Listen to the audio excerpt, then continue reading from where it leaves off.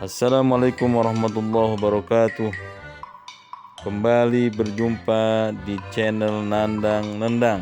Sahabat yang berbahagia, bagi teman-teman yang sekarang gagal menulis skripsi, jangan patah hati. Karena ada anak SMA yang dapat gelar profesor honoris causa. Setahu saya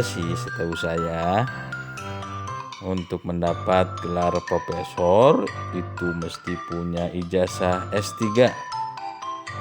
Tentu bukan SD, SMP, SMA ya, tapi gelar doktor.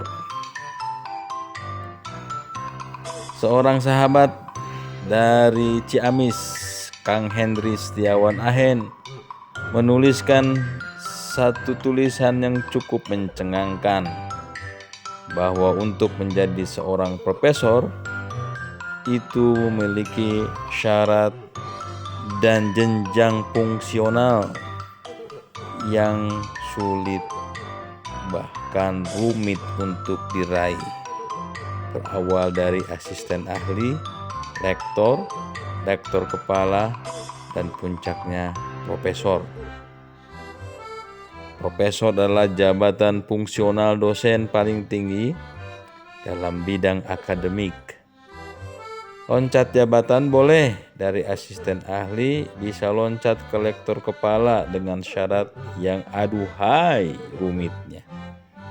Atau dari lektor ke profesor dengan syarat yang ulala lalala rumitnya juga bikin kepala cenut. Jadi kalau ada yang cuma lulus SMA bisa loncat meraih gelar profesor, ini abnormal. Lebih abnormal dari yang melahirkan sesar. Sahabat yang berbahagia, syarat setiap kenaikan jabatan tersebut lumayan bisa bikin pegal-pegal kaki, kepala, dompet. Selain jumlah mengajar, dia harus punya karya yang dipublikasi dalam bentuk artikel ilmiah, yang tentu harus punya reputasi nasional dan internasional. Untuk jadi AA, ya, asisten ahli dan lektor, butuh artikel nasional terakreditasi. Untuk jadi lektor kepala dan profesor, mesti ada artikel terindeks Scopus dan WOS. Dan setiap artikel ada metodenya, ada aturannya. Karena ini adalah sainsis. Tapi kalau cuma modal artikel nasional, bahkan tidak terindeks Sinta, mustahil bisa naik ke lektor kepala, apalagi profesor. Jadi sahabat yang berbahagia, kalau ada yang dapat gelar profesor, kemudian dia menceritakan tentang dirinya, tentu sangat sulit dinilai atau disebut sains. Penelitian kualitatif yang menempatkan dirinya sebagai peneliti sekaligus single case responden, ya tidak jauh beda dengan buku diari anak SD yang menceritakan keberhasilan dirinya masuk SMP favorit saat dia tengah galau dengan BTS.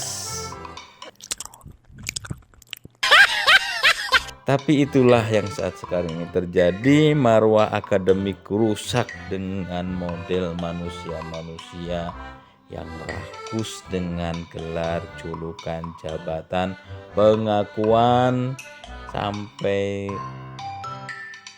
ingin disebut orang hebat, padahal kemampuannya kurang lebih dari 3 watt. Tapi ya itulah namanya kehidupan sahabat. Kita paham Firaun saja sampai memberikan gelar untuk dirinya nggak tanggung-tanggung. Aku adalah Tuhanmu yang paling tinggi. Ana rabbukumul a'la.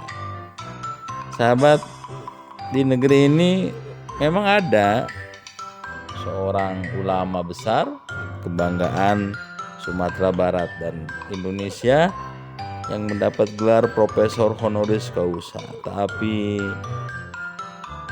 kita paham karyanya sangat dahsyat. Profesor Dr. Hamka Haji Karim Amrullah Malik atau Haji Karim Malik Amrullah. Namun bagi para pemimpin hebat seperti Pak Harto pernah menolak untuk menerima gelar honoris causa dari UI, padahal beliau adalah saat itu sosok paling powerful, paling berkuasa, tetapi menolak untuk diberikan gelar profesor doktor, profesor honoris causa. Dikutip dari buku Jejak Langkah Pak Harto 27 Maret 1973, 23 Maret 1978, halaman 269-270 dikisahkan Pak Harto menolak tawaran Profesor Mahar Marjono yang telah menyampaikan keputusan UI untuk menganugerahkan gelar Doktor Honoris Causa kepada Presiden Soeharto dan mantan Wakil Presiden Muhammad Hatta. Tapi itulah kehidupan.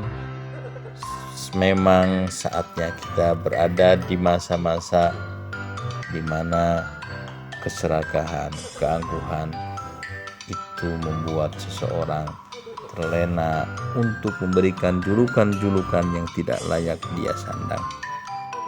Tapi tetap sahabat, bagi Anda yang SMA dan ingin kuliah lanjutkan, bagi yang sedang menempuh sarjana teruskan, bagi yang sedang menempuh master degree atau doktor degree, silahkan terus kita ubah masa depan untuk yang lebih baik. Dan mari kita gantikan manusia-manusia tak berguna yang hanya mengejar julukan tanpa karya untuk kita sadarkan dengan karya yang lebih baik. Tetap semangat. Assalamualaikum warahmatullahi wabarakatuh.